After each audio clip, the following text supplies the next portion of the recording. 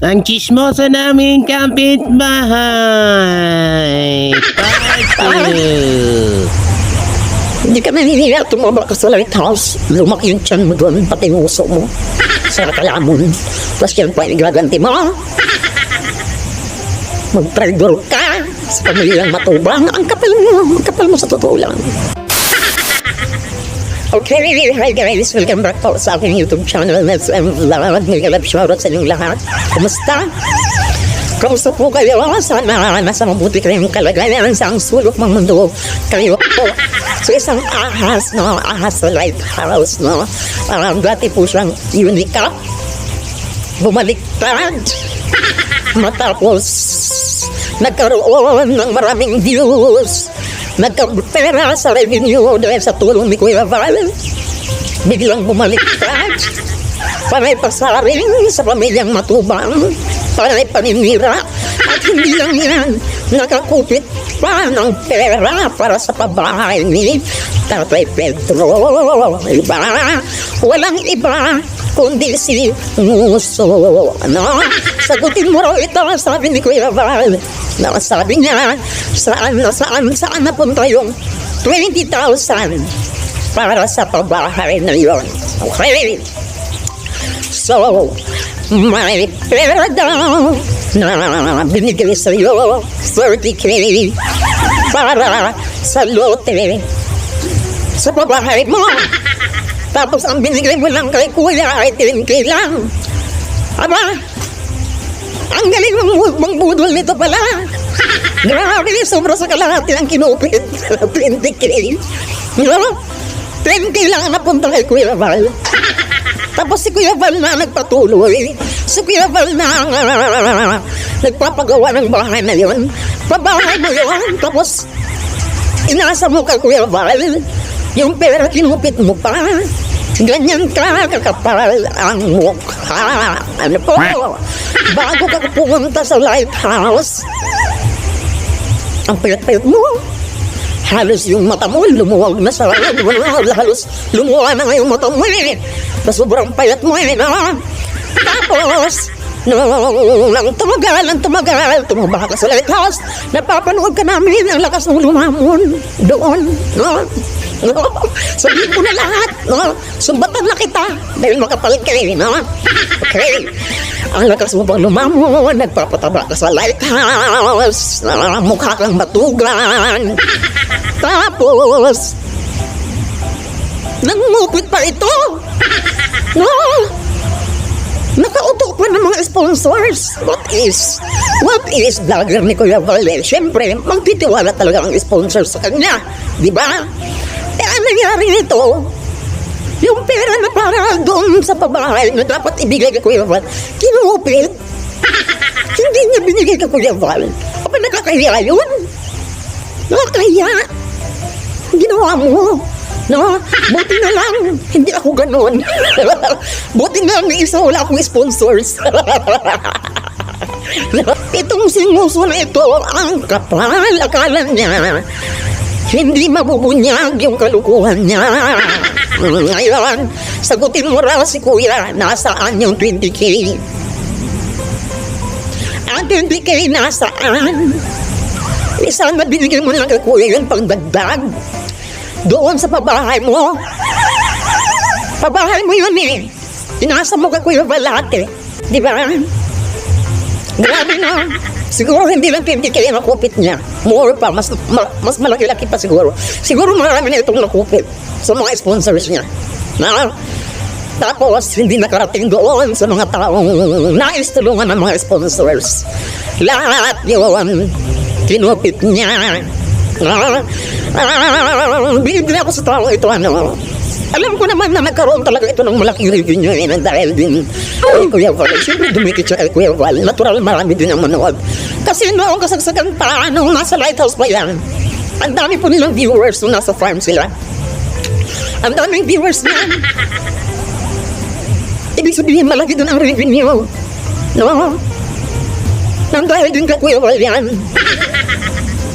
Kaya nga ang masasabi ko sa'yo, wala kang utang na loob. Kung gusto mo naman umalis sa kanila, sana umalis ka na lang. Ang ginawa mo, umalis manahimik, mag-change ng content. Hindi yung maninira ka pa. Akala mo naman napakalinis mo. Okay lang sana kung manira ka, kung hindi ka nangungupit. Diba? Pinapapanood ko nga ito, nakikita ko nga doon sa kabila ito kay Pilema. Nandun yan, tuwan-tuwa. Tuwang-tuwa yan na pa nag-live si Pilema. Habang binabanatan siya, Kalinga Prab. Nandun din yan, tuwang-tuwa. Kasama sila ng babaeng nasa Hong Kong din. Sila yan, magkagrupo. Kaya Kuya Val, ingat-ingat. Kasi yung mga tao na nakapalibot sa'yo, hindi mo gano'n kilala yung iba. No? Kaya karma na lang. Sana mga hinagad si Kuya, kundi tumulong lang sa mga small YouTuber. Kaya nga, welcome kayo dyan sa Lighthouse. Para naman, kung sakaling sumasama kayo sa mga vlogs ni Kuya Val, sa subject ni Kuya Val, nandyan din kayo, free kayo mag-vlog dyan sa mga subject niya. Diba? At magkaroon kayo ng mga views o mga channel ninyo. Tapos, ay hindi pala nyo. Nagamay tuloy yung iba. Sorry. Ay, mga channel mo. Tapos yan pa ang igaganti mo. No? Buti pa si Nathan cute. No? Talagang makikita talaga na loyal talaga siya sa Kalingap kasi bumalik siya. Diba? Nandun na siya ulit. Ikaw. Wala. Hindi mo maintindihan kung ano ka ba talaga yung klaseng tao ka. Oh, madilim na yung camera ko. Wala akong ano eh. Ganyan lang ko, pero hindi ko malaman kung anong klaseng tao ka. May utak ka ba? Wala. Nasaan yung utak mo? Nasaan yung utak mo? Nasa puwet mo? Nasa nguso mo? Kasi hindi ka marunong tumanan ng utang na loob eh. Ha? Hindi ka marunong tumanan ng utang na loob. Walang hiya ka. Hindi marunong tumanan ng utang na loob. Daw hindi naman hinihingi ni Kuya Val ang kakuya ang respeto. Hoy! Mga bulanga nyo! Istahin nyo! Malaki ang may tulong sa'yo. No. Pero wala sa'yo yun. Kasi nga walang hiya ka. Walang hiya ka. Wala kang puso. Kundi nguso lang. Wala kang puso, nguso lang. Ang meron ka. Di ba? Hindi mo nguso lang. Hindi ka nahihiya, tumaba ka sa Lighthouse. Lumaki yung tiyan mo doon, pati yung nguso mo. Sa nakalamon. Tapos yan pang igaganti mo. Mag-traidor ka sa pamilyang matubang. Ang kapal mo sa totoo lang. No?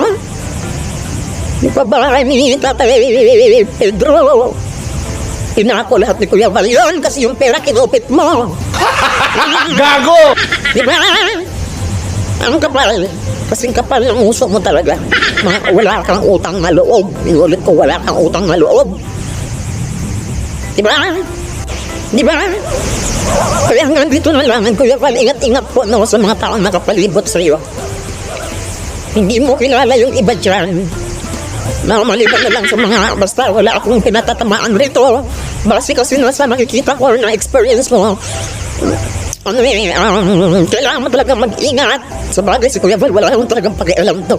Ang sa kanya lang ay makatulong lang po sa mga small YouTuber. Kung mag-trader man yung iba dyan, ay karma na lang, no? Karma kayo. Hintayin niyo yung karma niyo. Ano? Isa kang ahas. Ahas ka. Lakas mo bang lumamon sa Lighthouse, nangungupit ka pa. Naninira ka pa. Ang aga-aga ba kasi ang singko yung gilakid mo dyan? Ng kapwa mo, ng kasamahan mo.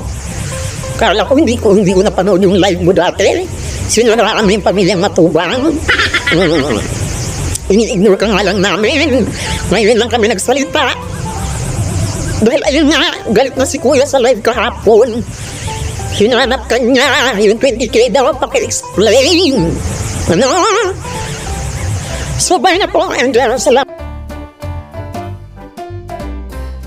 Grabe talaga mga chismosa dito sa amin. Ultimo yung kinakain. Pinagchichismisan. Grabe. Hey, y'all, come look at this.